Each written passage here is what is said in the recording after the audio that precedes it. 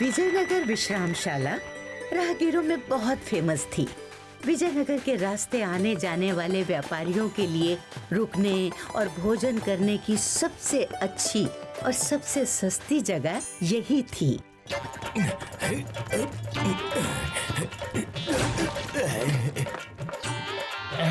क्या हुआ?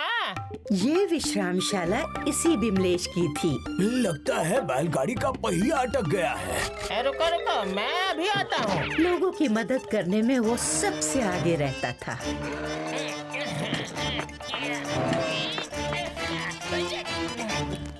धन्यवाद बिमलेश। भास्कर भाई, आप भोजन करके आराम करो, मैं इस रास्ते का कुछ करता हूँ। हाँ? भलाई के इस काम में बिमलेश को अपने भाइयों का भी बहुत साथ था।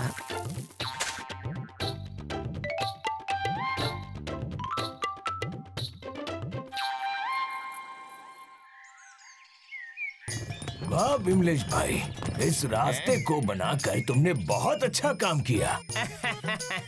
संभल कर भाई, फिर आना है।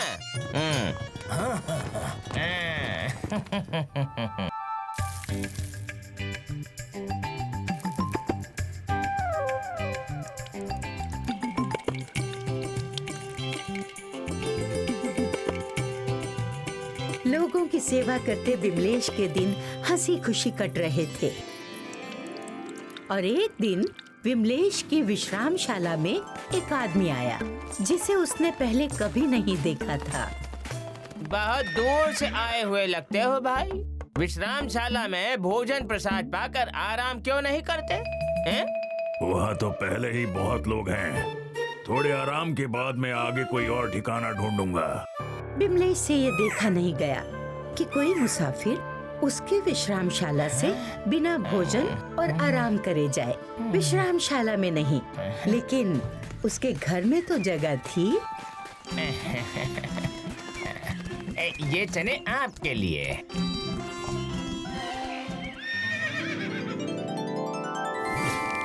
लगता है इनको बहुत अच्छा लगा। आप चलिए अंदर। और ये रहा आपका भोजन।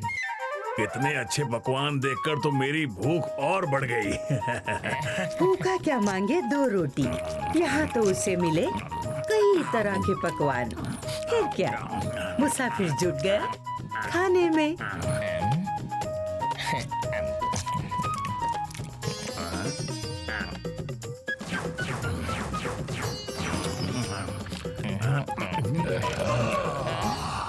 भरपेट भोजन के बाद मुसाफिर और उसका घोड़ा दोनों तरोताजा होकर आगे बढ़ने के लिए तैयार थे।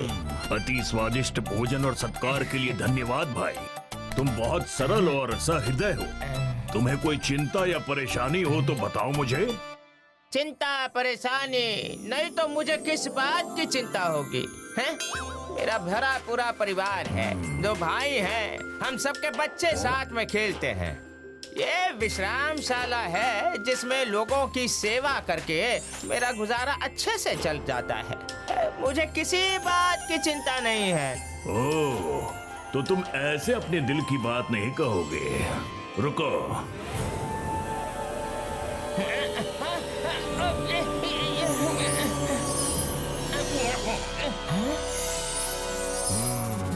गम है हम, नहीं किसी का गम। यमराज, प्रभु आप यहाँ कैसे? यहाँ क्यों? डरो मत, मैं कभी कभार पृथ्वी लोक भ्रमण करने आता हूँ। अब तो तुम भी मुझे जान चुके हो। बताओ, तुम्हें क्या चिंता है? बिमलेश ने बताया कि उसे अपने परिवार की चिंता थी कि अगर उसे कुछ हो गया तो उनका क्या होगा। इसके साथ ही वो अपनी विश्रामशाला को और बड़ी बनाना चाहता था ताकि वो ज्यादा से ज्यादा मुसाफिरों की सेवा कर सके। तथास्तु, तुम भले इंसान हो बिमलेश।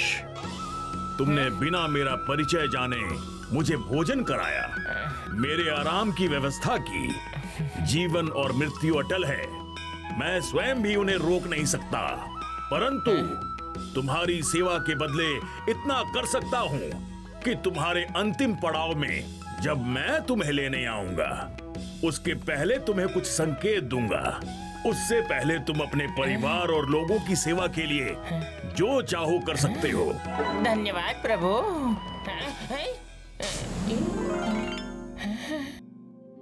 यमराज से आश्वासन मिलने के बाद अब बिमलेश की कोई चिंता नहीं बची। वो पूरे मन से अपने परिवार के लिए जो कर सकता था करने में जुट गया। भैया, विश्रामशाला में अब जगह कम पड़ने लगी है। हमें कुछ और कमरों का प्रबंध करने की आवश्यकता है। तुम विश्रामशाला का विस्तार करो और इसका पूरा प्रबंध तुम ही संभालोगे, हैं? अनुज तुम्हारा साथ देगा, ठीक है? धीरे धीरे बिमलेश ने अपने दोनों भाइयों को भी विश्रामशाला के काम में लगा दिया। समय बीतता गया। विमलेश के बाल भी अब सफेद हो चुके थे।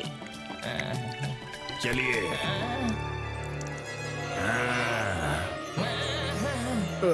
क्या हुआ भैया? कुछ नहीं, मैं ठीक हूँ। भैया, मैं सोच रहा हूँ कि विश्रामशाला के लिए एक और भोजनालय की आवश्यकता होनी चाहिए। मैं इसका प्रबंध अनुज को देना चाहता हूँ। बिमलेश खुश था क्योंकि अब उसके दोनों भाई भी अपने पैरों पर खड़े हो चुके थे।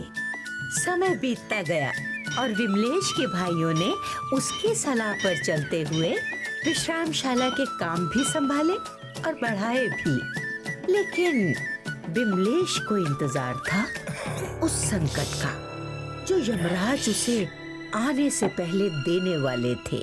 चले, चलने का समय हो गया। प्रभु आप? प्रभु नहीं भैया, मैं हूँ। आपको हमारी नई विश्रामशाला का उद्घाटन करने जाना है ना?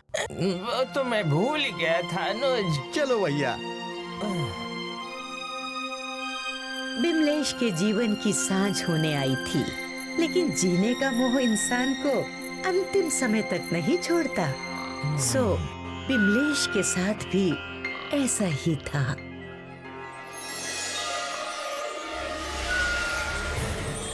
चलो बिमलेश, पृथ्वी लोक पर तुम्हारा समय पूरा हुआ, तो अब चलें। अनुज।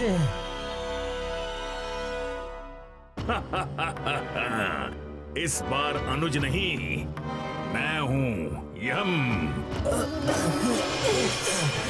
प्रभु, आपने तो कहा था कि आप आने के संकेत देंगे। मैंने संकेत दिए थे बिमलेश। तुम्हारे बालों का सफेद होना, तुम्हारी कमर का झुकना, वृद्धावस्था में तुम्हारे दांतों का टूटना, ये सब मेरे ही आने के संकेत थे। परंतु ये तो सभी को मिलते हैं ना प्रभु। हाँ, इसीलिए तो गुणीजन इस समय की तैयारी करके रखते हैं, जैसे तुमने की। मैं देख रहा था तुमने अपने भाइयों को अपने काम में निपुण बना दिया है। अब वो भी देखभाल और लोगों की सेवा खुद कर सकते हैं। बिमलेश को महसूस हुआ कि अनजाने में उसने उस दिन यमराज के कहने पर अपनी सारी जिम्मेदारियों को अच्छे से संभाला था। अपने भाइयों को इस लायक बनाया था कि वो उसके जाने के बाद भी परिवार की देखभाल कर सकें। अब उसके दिल पर कोई बोझ नहीं था। उसने हंसी खुशी यमराज के साथ पृथ्वी लोक को अलविदा कहा।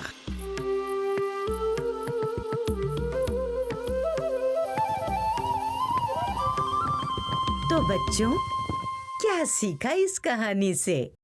यही अम्मा कि हमें अपनी सारी जिम्मेदारी निभाकर बड़ा बनना है, सिर्फ बूढ़ा नहीं।